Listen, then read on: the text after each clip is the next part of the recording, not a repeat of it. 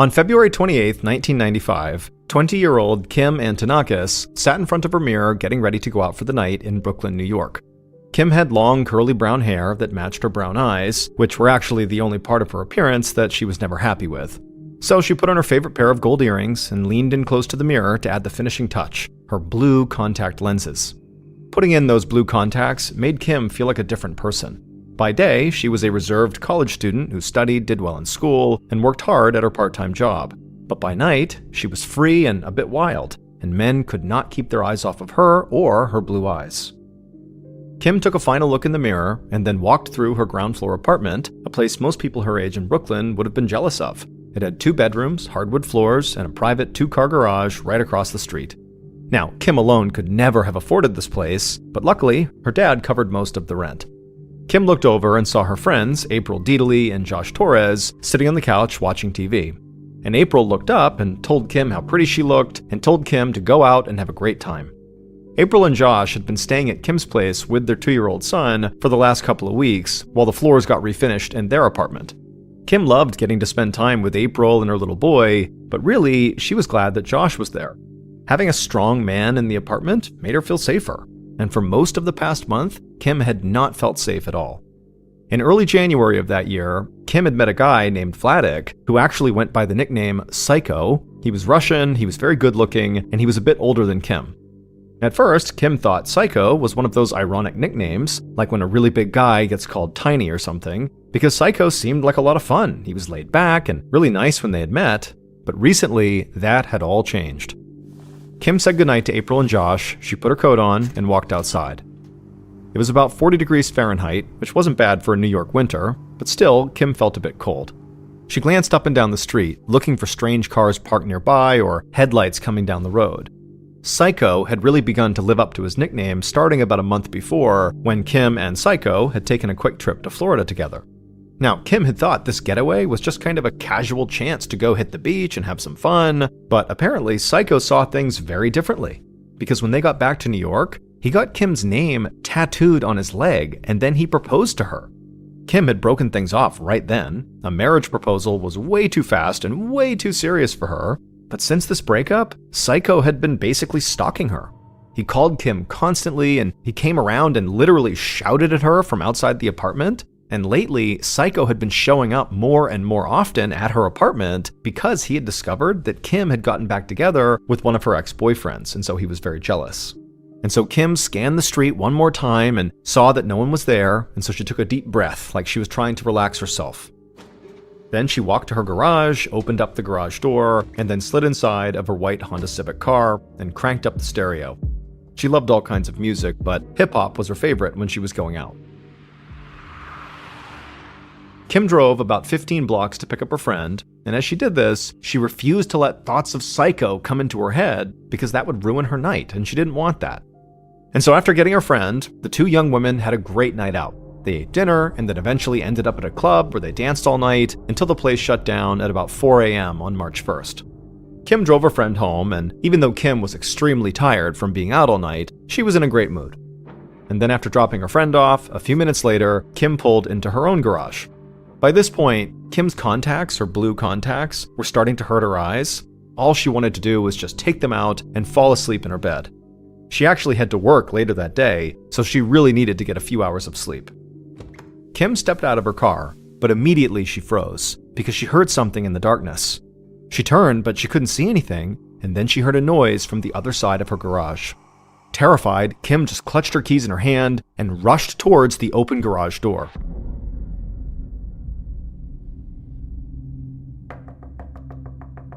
Later that day at 4 p.m., Kim's father, Tommy Antonakis, knocked on the door of his daughter's apartment.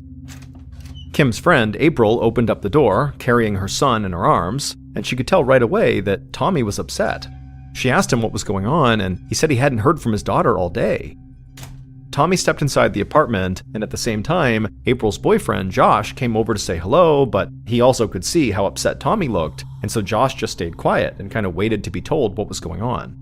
Tommy asked April and Josh if they had any idea where Kim was, and they would tell him that they actually hadn't heard from Kim since she left the night before to go out, but they also didn't want to tell her father that this was actually pretty normal for Kim.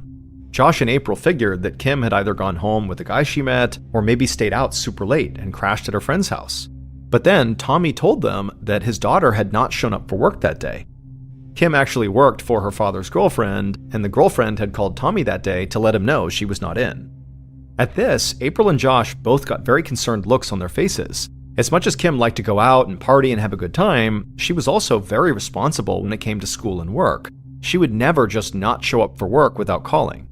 And on top of that, Kim did have a cell phone, which still wasn't very common at this time, but she hadn't answered any of her father's calls. And so Josh asked if maybe Kim had tried calling Tommy at his house. But Tommy said he'd only missed one call on his home phone that day, and when he checked the message on his answering machine, it was just static, so he had no idea if, that was his daughter or not. And so Josh asked Tommy if he wanted to go down to the garage to see if Kim's car was there. Tommy agreed this was a good idea, so the two men made their way out of the apartment and across the street and opened the garage door. But Kim's white Honda Civic was not inside. Now, both men didn't know how to react to this. However, Josh kind of threw out there that, hey, this could be a good thing. This might mean Kim is actually still with her friend. But now Josh also looked as worried as Tommy. A few minutes later, Tommy left the garage and the apartment and went straight to the nearest police station.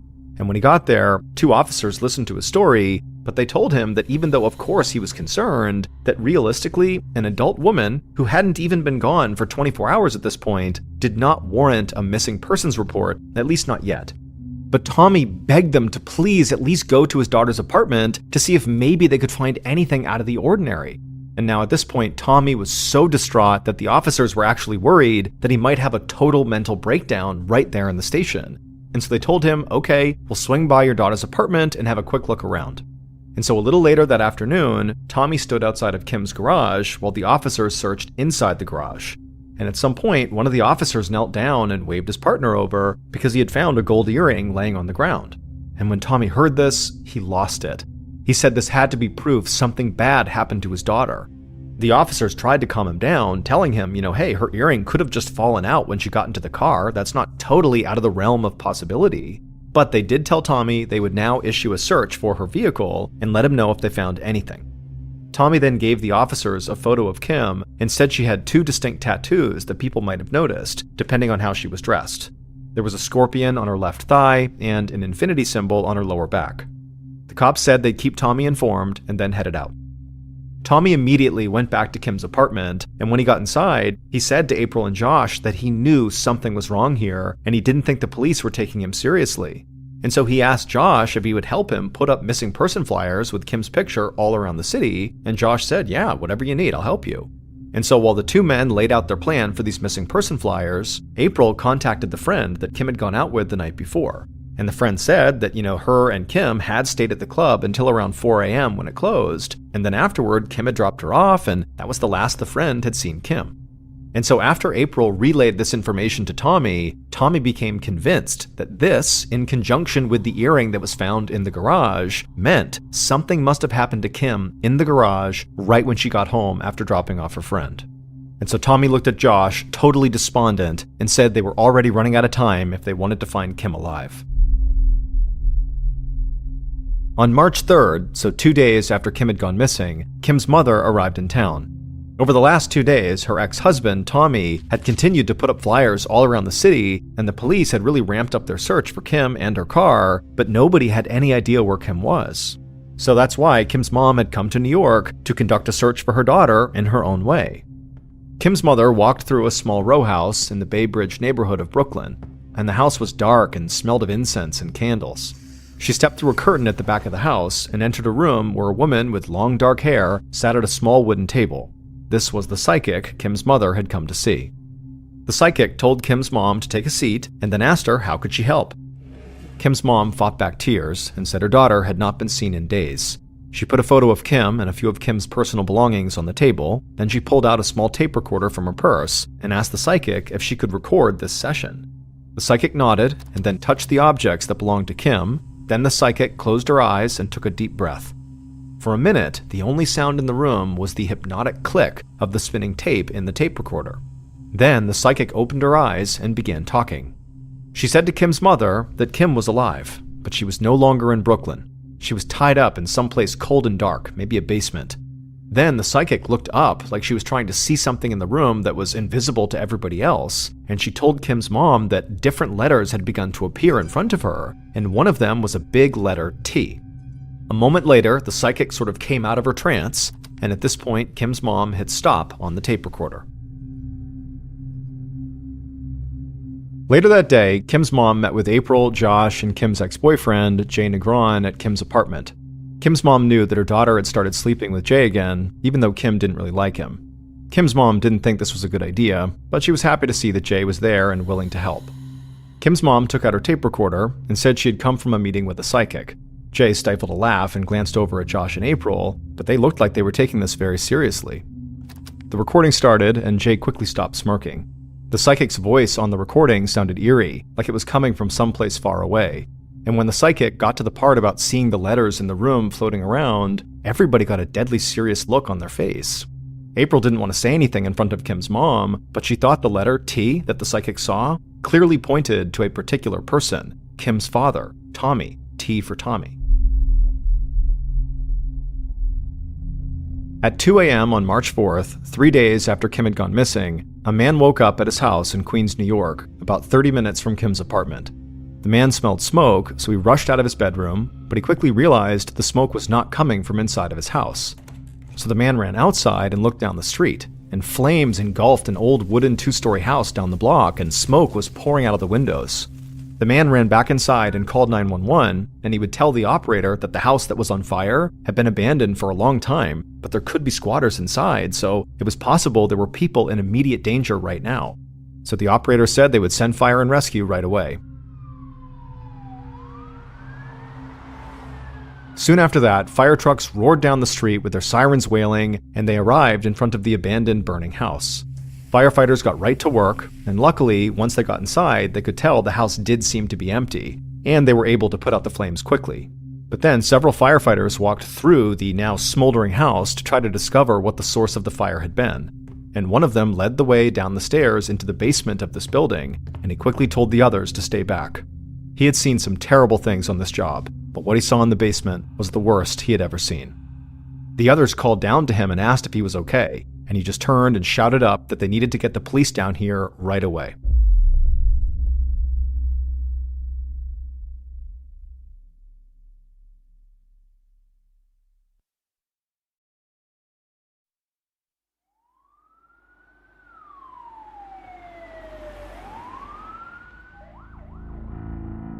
Later that morning, detectives Louis Pia and Tom Shelvin of the NYPD arrived at the burned-out building in Queens.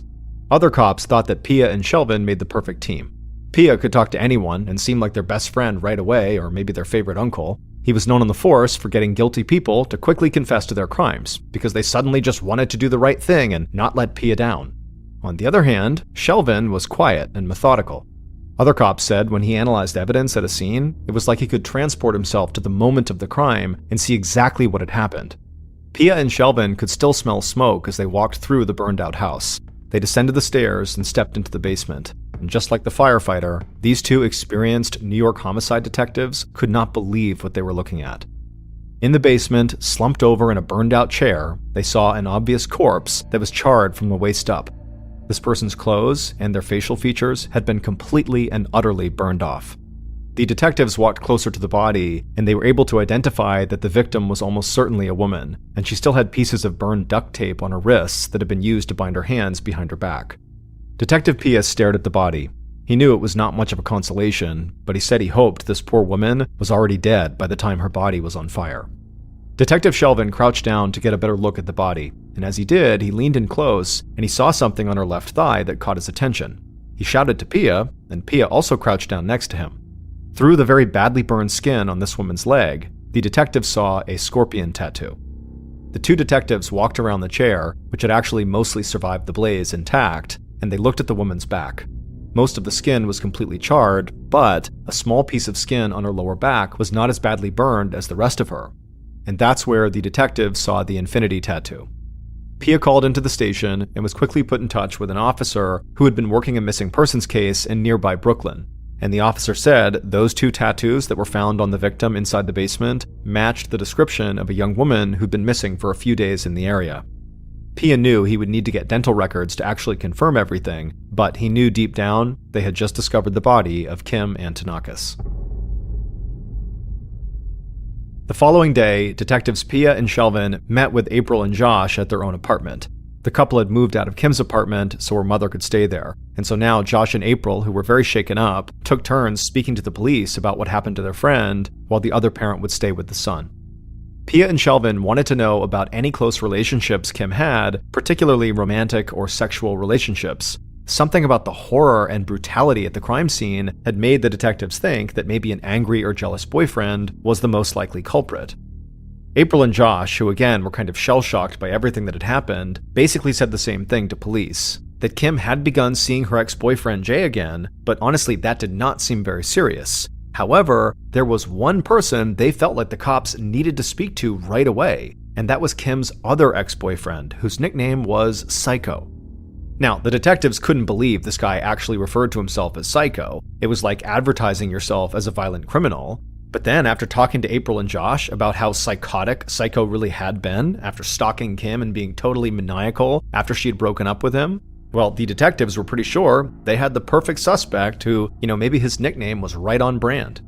And it didn't take them long to discover that Psycho had ties to the Russian mob in New York, and that he was out on bail from a statutory rape charge, and that he had a history of physically assaulting people who made him angry. So later that day, the detectives tracked down Psycho and called him into the station for questioning. Psycho walked into the interview room with a level of confidence the detectives weren't used to seeing in suspects. Psycho was tall, pale, blonde, had blue eyes and a light beard, and when he sat down across from the two detectives, he grinned and actually laughed before either of the detectives had asked him anything.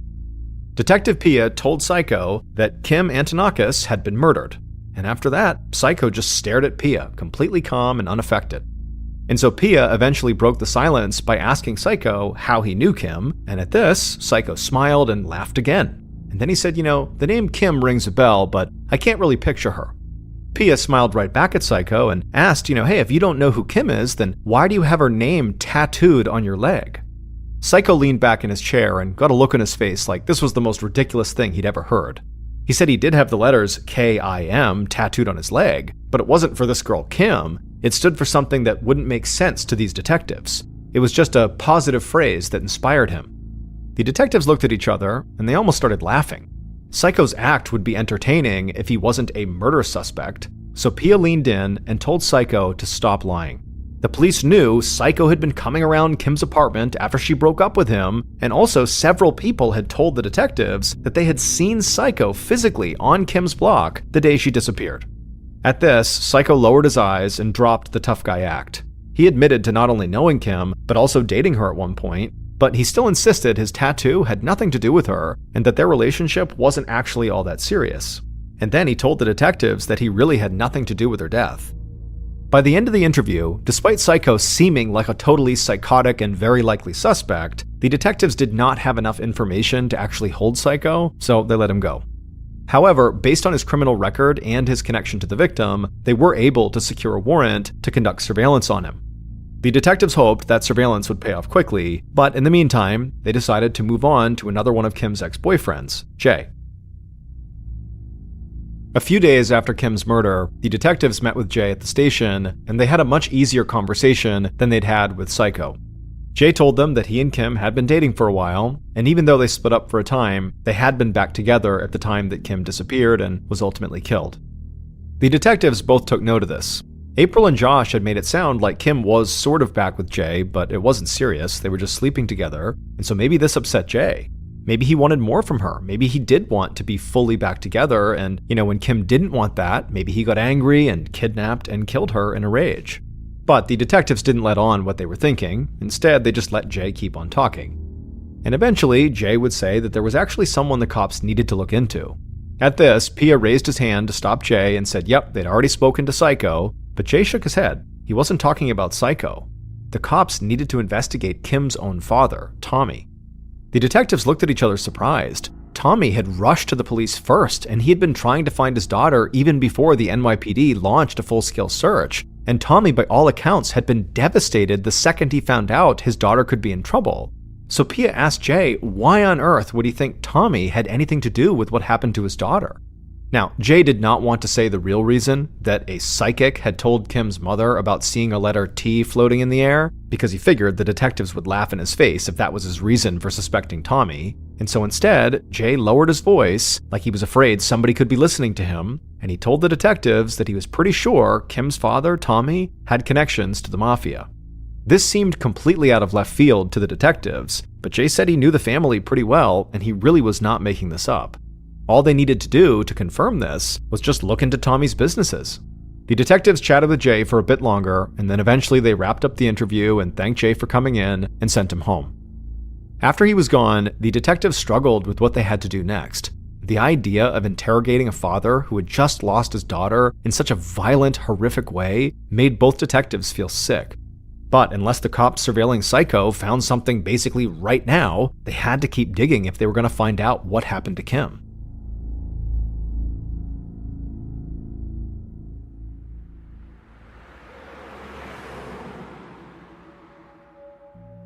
And so later that day, Pia and Shelvin drove to Tommy's house, and Tommy came to the door and welcomed them inside, but he looked horrible, like he hadn't slept in days. He was jittery, and he struggled to even put full sentences together.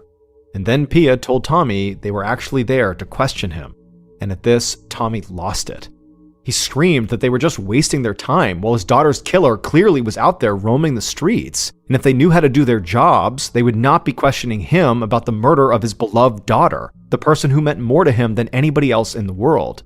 Pia told Tommy that it really was just routine for police to follow up with everyone who was close to the victim. And Tommy at this, managed to calm down a bit, but he was still very upset about this. And so Pia just got right to the point and asked if Tommy had any connections to the mafia. Tommy shook his head. He couldn't believe where this investigation was going. He said they could look into his businesses or whatever they wanted, and they wouldn't find any links to organized crime.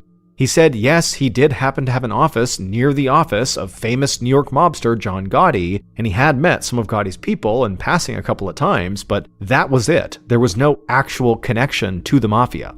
And then Tommy just began shouting for the detectives to do some real work and go find his daughter's killer. The detectives could tell Tommy was not willing to talk to them right now, so they quickly left the house and just headed back to the station. As a father, Pia knew how gut-wrenching it must be for Tommy to hear someone even suggest he might have done something to hurt his own child. But as the detectives dug into Tommy's potential ties to the mafia, something did jump out at them. Tommy owned several businesses, and one of them was a fire insurance company.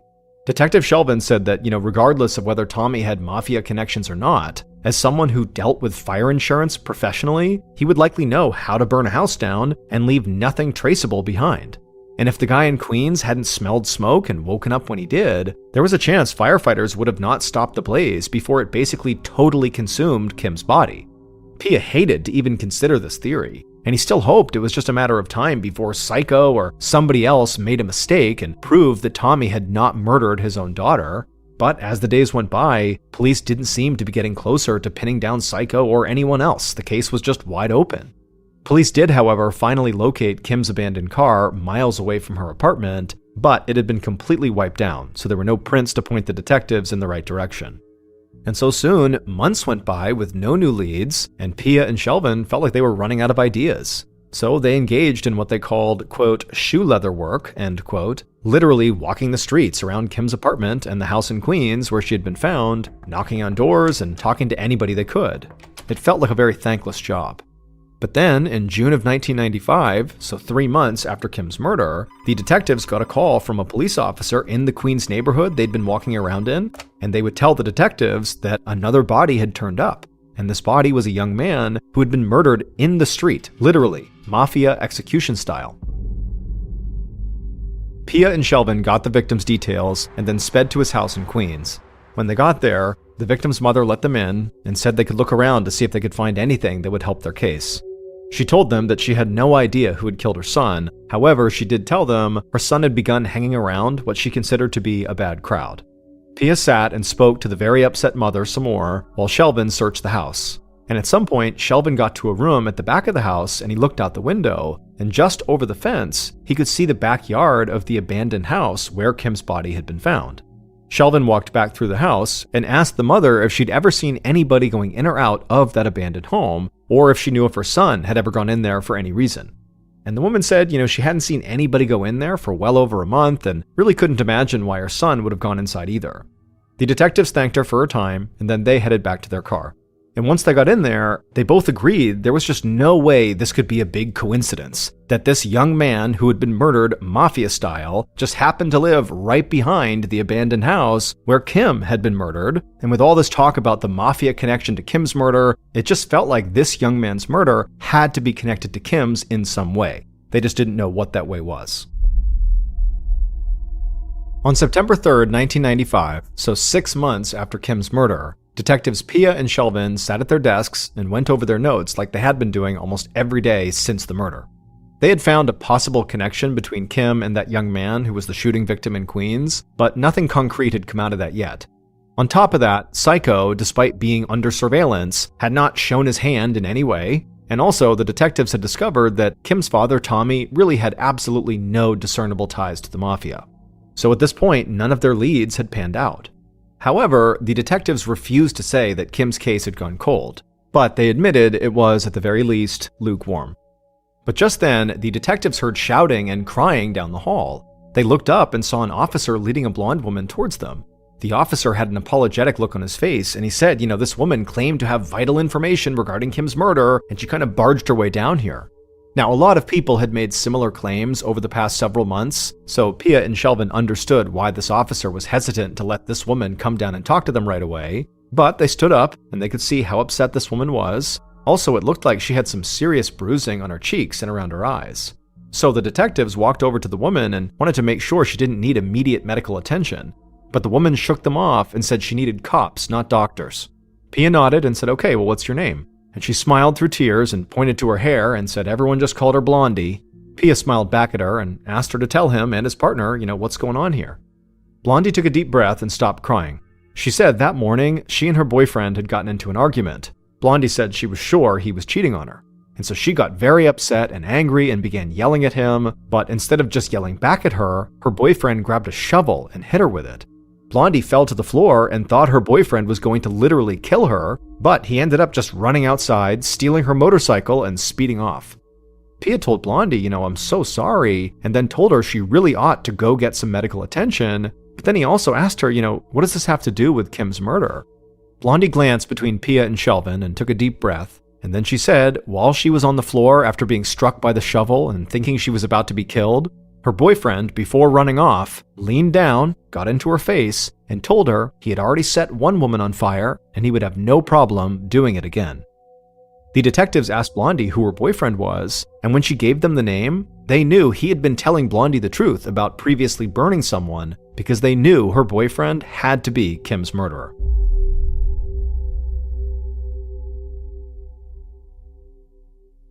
Based on the information Blondie provided, interviews, and evidence found at the crime scene, the following is a reconstruction of what the detectives believe happened to Kim Antonakis beginning in the early morning of March 1st, 1995.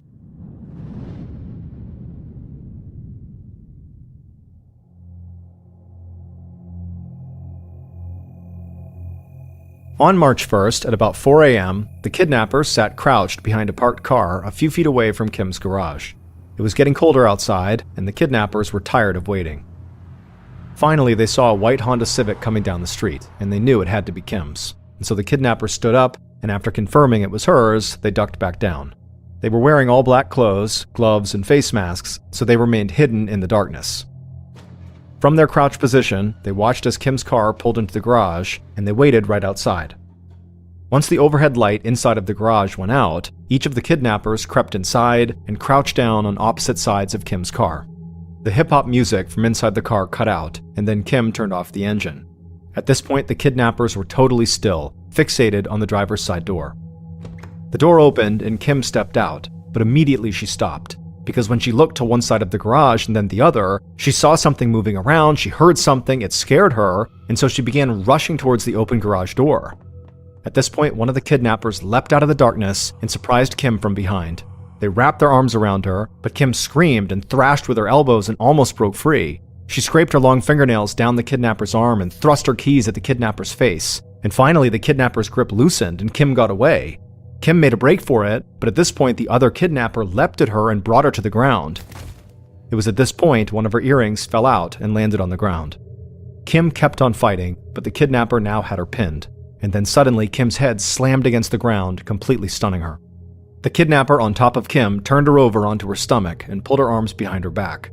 At this point, the other one rushed over and unrolled a strip of duct tape and bound Kim's hands behind her back.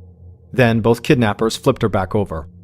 Kim would have felt a piece of duct tape being stretched across her mouth, and then would have felt her head slam against the ground one more time, at which point she lost consciousness. The kidnappers lifted Kim up and threw her in the trunk of her own car, and then sped down the street in her car and drove from Brooklyn to Queens. They made their way to that abandoned house and parked right out front. The street was pitch black and nobody was out that early in the morning. So the kidnappers just pulled Kim out of the trunk and dragged her right into the abandoned house and down the steps into the basement. Once in the basement, Kim began regaining consciousness and she screamed through the tape, but the kidnappers threw her onto a chair, crouched down, taped her feet, and then walked out of the basement, locking the door behind them. Kim would remain in that basement for about 36 hours without food or water, just sitting in that chair all tied up until the cold sent her into the final stages of hypothermia. She drifted in and out of consciousness and started hallucinating, so she could never really tell if she was alone or if people were there with her. Then, in the early morning of March 4th, 3 days after Kim was kidnapped, the basement door flew open again. Kim's kidnappers remained at the top of the stairs, but Kim's killers walked down the steps into the basement, and one of them held a gas can. The killer with the gas can walked right up to Kim, and from the looks of it, Kim seemed dead. But the killer didn't care. The killer leaned down, kissed Kim on the forehead, and said, quote, "Shit happens and life sucks," end quote. But the truth was, Kim was not dead. Hypothermia had simply slowed down multiple functions of her body, so she appeared dead, but certainly was not. Which means Kim was fully alive when the killer doused her with gasoline, took several steps back, lit a match, and flung it at her, setting her on fire. Once the fire started, the killers and the kidnappers turned and fled the scene and watched from outside as the house went up in flames. Then the killer and the kidnappers got in 2 separate cars and drove away. Eventually, the killers made it back to Brooklyn and they split up. One just kind of walked the streets for a while the other went back to their apartment and checked in on their 2-year-old son before they went to bed. It would turn out the man who called himself Psycho, that police really believed must have had something to do with Kim's murder, had nothing to do with it. And as for Kim's father, Tommy, he loved his daughter more than he loved anyone, and he would never have done anything to hurt her, just like he said. The truth was, Kim's horrific murder had taken place simply because somebody wanted a new car. Josh Torres, the man who'd been staying at Kim's apartment with his girlfriend April and their 2-year-old son, really liked Kim's white Honda Civic. And he started thinking that he really wanted a car just like that, or one maybe even nicer. And Josh's good friend, Jay, just happened to be Kim's ex-boyfriend, and he knew firsthand that Kim's dad was rich and could easily hand over enough money for Josh to get whatever car he wanted. And Jay was willing to help Josh pull this off because deep down, Jay knew that Kim did not really love him the way he loved her, and so he knew this relationship was never really going to amount to much. And also, Jay figured he wasn't really ripping Kim off, he was just ripping off her rich dad, who could easily afford giving up some money. And so Josh came up with a plan to kidnap Kim and get ransom money from her dad. And he reached out to 2 friends to pull off the kidnapping job, and one of them lived near an abandoned house that he said would be the perfect place to stash Kim until her dad forked over the ransom money. Jay, who knew Kim's schedule really well, helped the other guys, the kidnappers, work out the details of the plan and pick the perfect time to put it in motion. And in the early morning of March 4th, when Kim was kidnapped, everything seemed to be going the way it was supposed to. But later that day, things began to fall apart. After the kidnapping, Josh called Kim's father, Tommy, and played him a pre-recorded ransom demand, telling Tommy to leave $75,000 at a specific location at a specific time. But Tommy's answering machine did not pick up the recorded message. Instead, it just sounded like static, and Tommy had no idea that message had anything to do with his daughter. And when Tommy showed up at the apartment asking Josh for help, Josh panicked. So he did everything he could to make it look like he was desperately trying to find Kim, while he and Jay secretly figured out a different way to get Tommy the ransom message. But then everything changed again when Kim's mother came to town and visited the psychic and played that recording for Josh and Jay. because the psychic correctly said Kim was no longer in Brooklyn and that she was in a cold, dark basement. But more importantly, the psychic did not just mention the letter T floating around, she also said that she kept seeing one other letter, the letter J. And when Josh and Jay heard that, they freaked out because their names begin with J. And so, totally convinced the psychic knew exactly what was happening, Josh and Jay went to that abandoned house where Kim was with the two guys they had hired to kidnap Kim.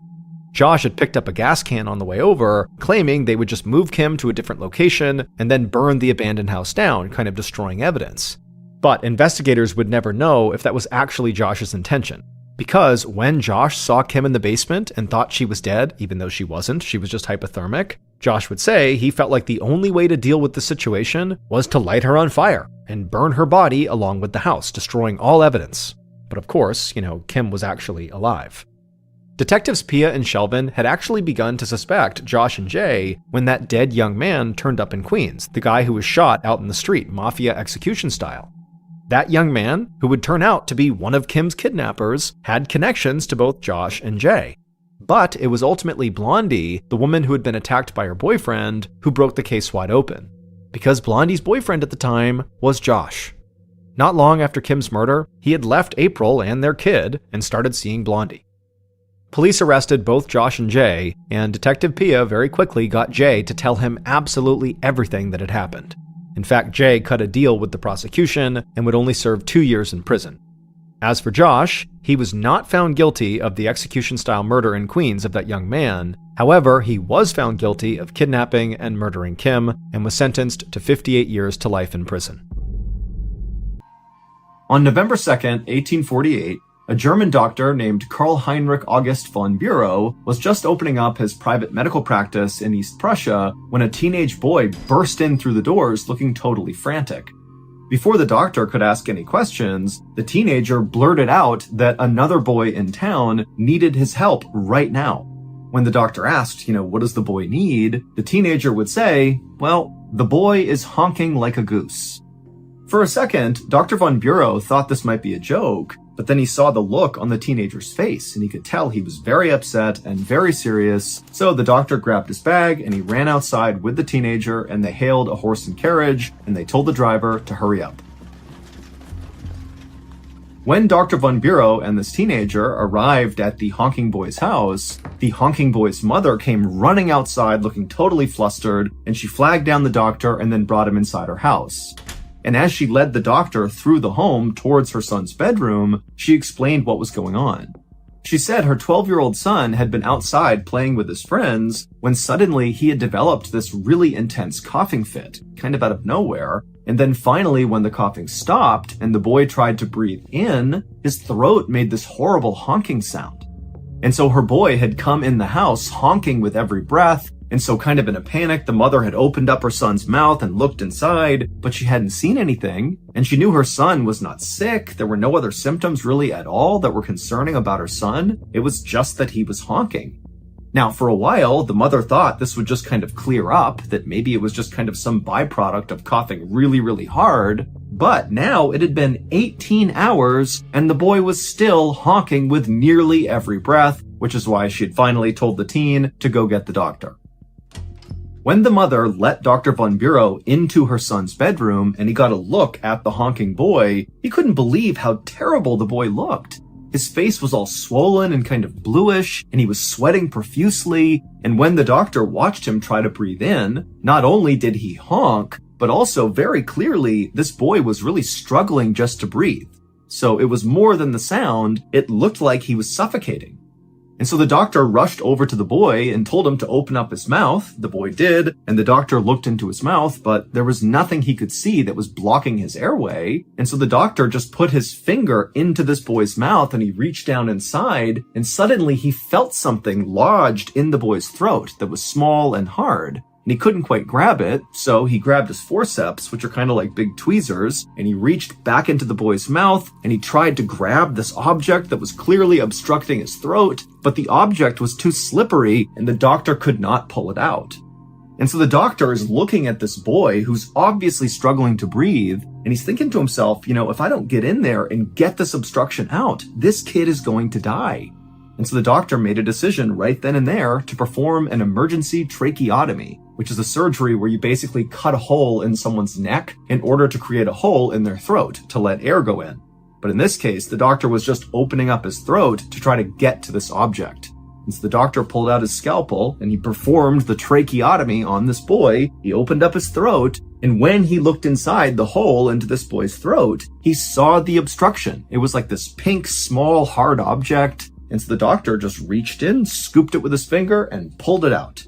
And right away, the boy could breathe again. He was not honking anymore. It was obvious that this fixed the problem, but the doctor and the mother are just looking at this object in the doctor's hand, having no idea how to react to this because it made no sense.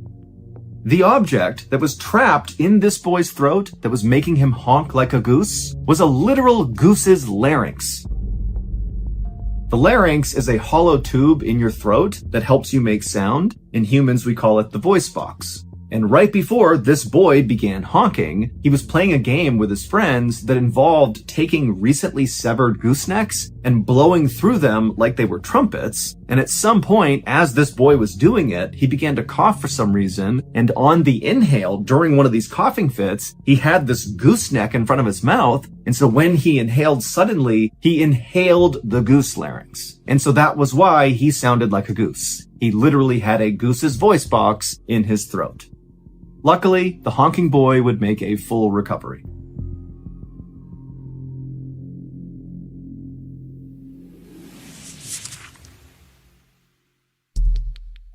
Our next story is called Magic Elixir.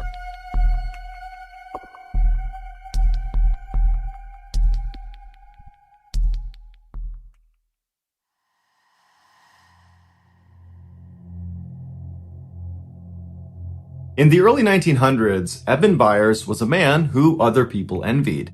He was born into a very wealthy family in New York City. He attended Yale University in Connecticut, which is a very prestigious Ivy League university, and he was devilishly handsome. After his college graduation, he didn't need a job because his family was so rich, and so instead he focused his time on a passion of his, which was golfing. And in time, he became this world-class golfer, going so far as to win the 1906 U.S. Amateur Tournament, which is the biggest amateur golf tournament in the world that most of the winners go on to become professional golfers. And so Eben most likely would have followed that path and become a pro golfer had his father not just handed over the very successful metalworking business that he started that made his family wealthy in the first place. And so Eben stopped his golf career and became the chairman of this incredibly successful company. And so overnight, he basically went from being just rich to being uber rich, making more money than he could possibly spend. But Eben did attempt to spend his money. He pretty much immediately began buying up luxury properties all over the country. He bought horse racing stables in the United Kingdom and in America. And he bought an entire luxury box at Forbes Field, which is where the Pittsburgh Pirates professional baseball team used to play. And so in addition to owning all these incredible things, Eben also, through his role as chairman of this company, began connecting with and befriending very powerful and influential people, like the founders and executives at the Coca-Cola Company. And so all in all, Eben's life was really going quite well until 1927. That year, Eben was 47 years old, and he took some time off from gallivanting around the world and rubbing shoulders with famous people to go catch a football game at his alma mater at Yale University. So he hops on a train, he rides to Connecticut, he watches this game, and then afterwards he gets back on the train to head back to Pittsburgh. And this is a very long ride. It's over 12 hours long. And so Eben naturally bought a first-class ticket. And so he was inside of a train car that had bunk beds for passengers to sleep on during the ride. And so Eben climbed into a top bunk and he fell asleep. A few hours later, after the train is well on its way to Pittsburgh, Eben, in his sleep, manages to roll to the side of the bed and actually falls out of his bed onto the ground. He lands hard on his left side, it wakes him up, and as he stands up, he thinks he's okay, but then he feels this shooting pain in his left arm. So he's moving his arm around, he's not really sure what's wrong with it, but he's hoping it's just some bruising, and so he decides to get back into his bunk and just go back to sleep. So he manages to fall asleep despite the pain, and then when they roll into the station in Pittsburgh several hours later, he wakes up and right away he feels that pain in his left arm. And so after getting off the train and going back to his house and dropping off his luggage, he went right to his physical therapist's office to ask him if there was anything he could do to help with the pain in his arm. And so the physical therapist examines Eben's shoulder and determines that, there's no structural damage to his arm, but obviously Eben is in pain. And so he says, look, there's a new product that came online that's quite expensive, but since you're a man of means, maybe it's something you want to consider. It's called Radithor, and it's supposed to dull aches and pains, and it's supposed to give you this huge boost of energy. And so, maybe you want to try that. And so Eben was really excited at the notion of taking this new health tonic and said, yeah, let's do it. And so his physical therapist wrote him a prescription for Radithor. Eben took the prescription and he went to the drugstore. He picked up a half-ounce bottle of this liquid. He went back to his house, and as prescribed, he drank a very small spoonful of this liquid. And right away, he felt this surge of energy, the pain in his arm started to fade, all the things this health tonic claimed to be able to do, it was doing.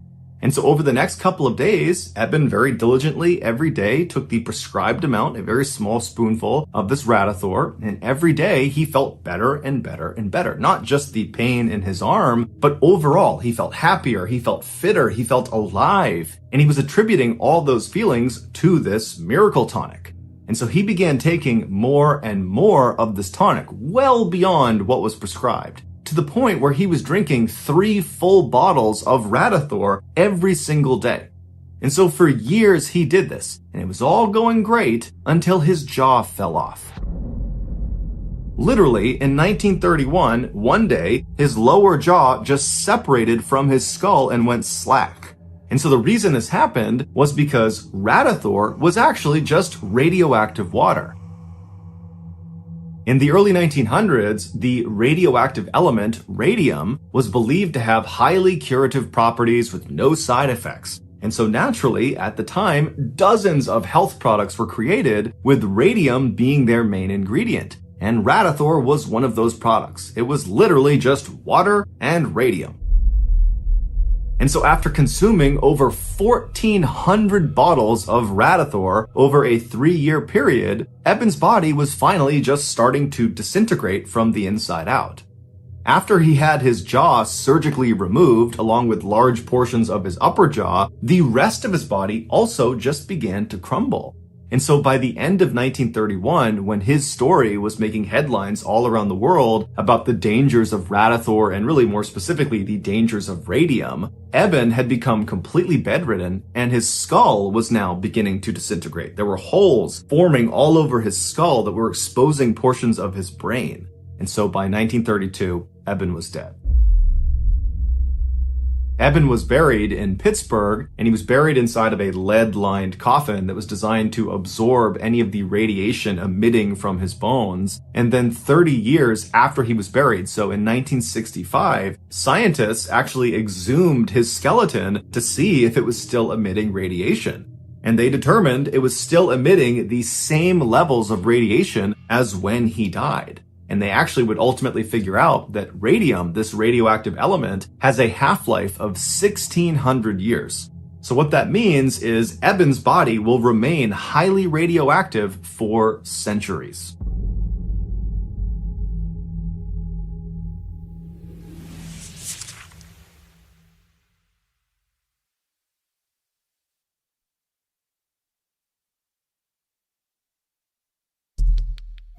The next and final story of today's episode is called Shiny But Deadly.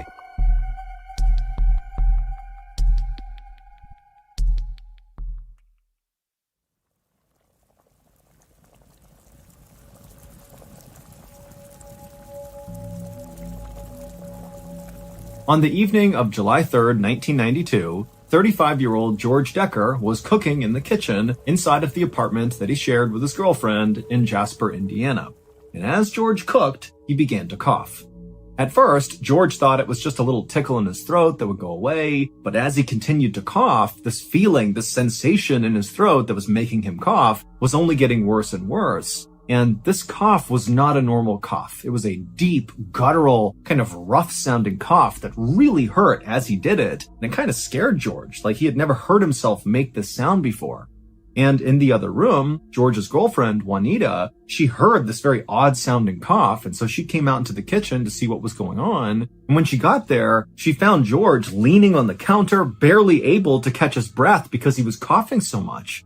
And this was totally out of character for George. He wasn't sick. He didn't have some sort of respiratory problem. He didn't smoke cigarettes. He did work in a metal shop where he melted down aluminum and poured it into different molds. But he always followed all the safety precautions. He wore a mask. He did all the things you're supposed to do to make sure he didn't inhale anything toxic. And so there was really no good reason why George would suddenly be having this unbelievable coughing fit. And so as Juanita kept asking George, hey, are you okay? Can I do anything? George, he can't even talk. He just pulled a handkerchief out of his pocket and he put it over his mouth as he continued to cough. And then when he pulled the handkerchief away, it was clearly covered in blood. Now, George was quick to kind of put the handkerchief back in his pocket, not wanting to deal with the fact that he was coughing up blood. But Juanita, she saw the blood and said, okay, George, I don't know what's going on. You are going to the hospital right now. Now, George, even though he couldn't talk because he was coughing so much, clearly did not want to go. And he kind of resisted Juanita pretty aggressively. He did not want to go. But Juanita finally grabbed him and literally dragged him through the house, out the front door, and down into their car. And then just a few moments later, they were on their way to the hospital located a few miles away. By the time they actually parked in front of the emergency room at this hospital, George's cough had actually died down a little bit. And so now George was being really insistent that it was totally pointless to go to the hospital, that they did not need to be here. Take me back home. This is ridiculous. But Juanita really pressed him and said, you can't goof around with coughing up blood. You have to go in there. And so finally, George, who was totally annoyed by this, relented. He got out of the car and the two of them walked to the hospital. And then when they went in the front doors of this emergency room, a nurse came up to greet them and see what was going on. And George kind of inexplicably pushed the nurse, like, to get away from me. I don't need your help. And Juanita, she was so embarrassed and tried to apologize, and the staff just kind of rolled with it and just kind of gave him his space. And then for the rest of the time they were there, the staff basically only talked to Juanita, while George sat in the corner with his arms crossed, unwilling to talk or give them any information. Toward the end of this hospital visit, the doctor would prescribe George some antibiotics for what he called an upper respiratory infection, and then the doctor asked George if he was willing to stay the night so they could observe him and make sure he really was okay. But George flatly refused. He got up, turned around, and practically ran out of the hospital. And Juanita said, "I'm so sorry," and she followed after him. Over the next couple of days, George would take these antibiotics that he was prescribed, but they really did not make a difference. He continued to have these huge coughing fits, and even worse than that, something Juanita noticed was George's skin was clearly turning blue, in particular on his arms, his hands, his fingertips, and on his face. And so finally, about a week after that first visit to the ER, Juanita, she looked at George and just felt like he looks so bad. He has to go back. They have to check him again. And so Juanita was able to, again, convince George to go to the hospital. He was very resistant to the idea, but now he was so physically weakened and drained from whatever was going on, he just kind of went with whatever Juanita wanted. And this time, when they went to the hospital, they would give George a chest x-ray, and it would reveal George had pneumonia in both of his lungs. This explained why he was coughing so much, and it also explained why his skin was turning blue. Because of this infection in his lungs, his body was not getting enough oxygen, and when that happens, it leads to a condition known as cyanosis, which turns your skin blue. But when doctors tried to figure out what was actually causing George's pneumonia, they immediately ran into a brick wall. Usually, pneumonia is caused by bacteria, viruses, or some other microscopic invader, and doctors can test a patient's mucus to determine which one it is. But when they tested George's mucus, they couldn't find any evidence of anything that would cause pneumonia.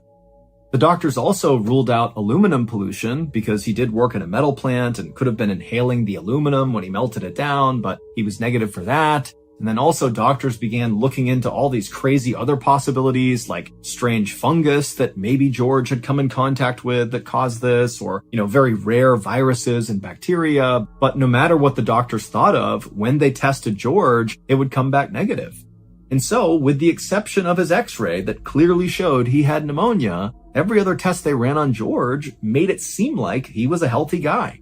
And so George would spend weeks in the hospital with doctors and nurses constantly trying to figure out what was wrong with him, but not succeeding. And as each day went by, George's condition got worse and worse until finally he was put on a ventilator because his lungs actually just didn't work on their own. And so a ventilator basically forces air into the patient's body. But no matter how much oxygen they pumped into George's body, he continued to have these terrible coughing fits and his skin stayed blue.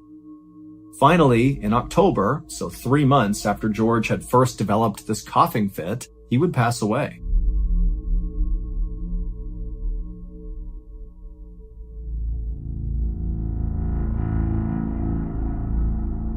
George's doctors were totally baffled.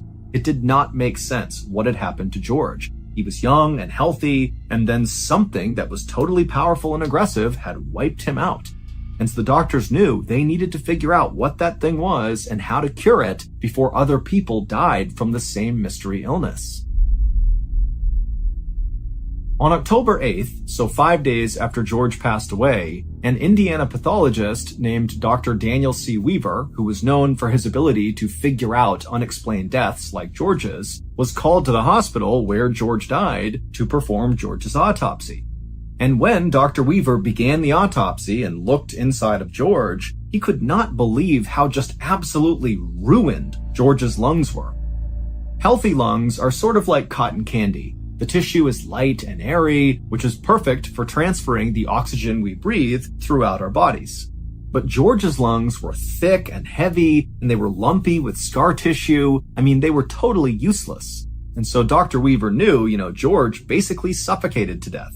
But now the question was, why? Dr. Weaver would run into the same obstacles as all the other doctors when he attempted to find contamination inside of George's lungs. There was nothing to see. In fact, at the end of the autopsy, Dr. Weaver had basically learned nothing as to why this happened to George. In frustration, after this autopsy was over, Dr. Weaver went to George's medical records and just began reading through them, and it was at this point that he saw something very odd that other doctors clearly had seen too, but they must have thought it was not important. At that very first ER visit, Juanita had told nurses and doctors that George, before he had begun coughing in the kitchen, he had been in a great mood. And generally speaking, George was just a very positive and upbeat person. But she said once he started coughing, it was like he transformed into somebody else and became mean and nasty, and Juanita had to practically drag him to the hospital. And then also there was a note in the file about how George had walked through the doors and pushed that admissions nurse. And so Dr. Weaver thought to himself, maybe George's belligerence was not just him being a jerk, but maybe he had ingested something toxic that was affecting obviously his lungs and also his brain, and that was causing him to behave this way. And so Dr. Weaver called the manager of the metal shop where George had worked to try to ask him if there were other chemicals or toxins inside of the plant that maybe George had been exposed to. But the manager just did not want to talk about any of that. Instead, he just wanted to talk about basically how awful George was as a person. The manager clearly did not like George, and he began talking about how George was obsessed with making money at all costs, and that in addition to working in the metal plant, George had all these kind of sketchy, kind of borderline illegal side jobs to make more money. And then at some point, the manager just began talking about this one particular potential scam that George was involved in that had to do with little bits of silver and gold. And the doctor at this point is not really even listening. He just wants to get off the phone with this guy because it's obvious the manager is not really trying to help. He's just trying to bash George. But at some point, the manager, in detailing this gold and silver scam, mentioned something that piqued the doctor's interest. And suddenly the doctor was really intently listening to this manager and actually began taking notes and asking clarifying questions about this particular scam that George was apparently involved in. And then when Dr. Weaver hung up the phone with this manager, he felt pretty confident that he had actually figured out what had happened to George. The clues had all been there the whole time. George's blue skin and his rude and violent behavior at the ER, but nobody had put them together correctly because the cause of what was happening to George was so weird, no one would have ever thought of it on their own. On the night that George first began coughing in the kitchen, he was not cooking dinner like everybody assumed. He was actually cooking teeth, like human teeth. The metal shop manager told Dr. Weaver on the phone about the scam that George was involved in that had to do with little bits of gold and silver. And the manager explained to Dr. Weaver that George was going to all of these local dentist offices and he was collecting all of their discarded teeth. What George wanted was teeth that had fillings in them because some of the fillings, especially for older patients, were made from gold and silver. George would then literally cook the teeth until he was able to extract the gold and silver. Now, if he had just been cooking teeth with gold fillings, he'd probably still be alive.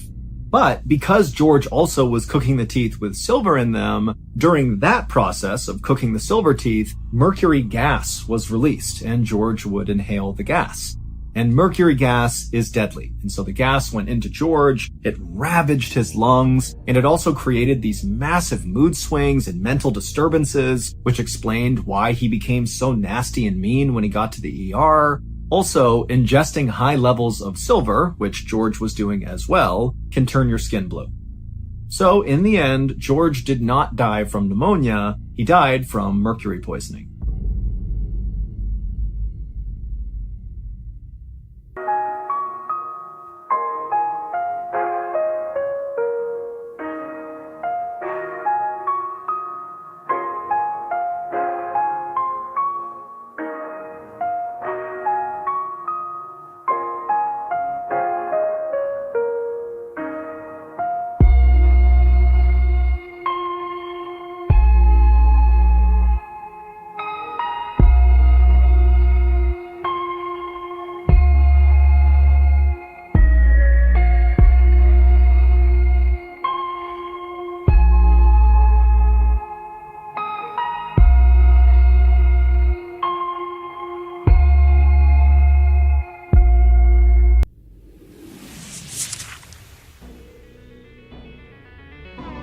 Thank you for listening to the Mr. Ballen podcast. If you enjoyed today's stories and you're looking for more bone-chilling content, be sure to check out all of our studio's podcasts, not just this one, but also Mr. Ballen's Medical Mysteries, Bedtime Stories, Wartime Stories, and Runful. Just search for Ballen Studios on any podcast platform, and you'll find all of them. If you want to watch hundreds more strange, dark, and mysterious stories, just head over to our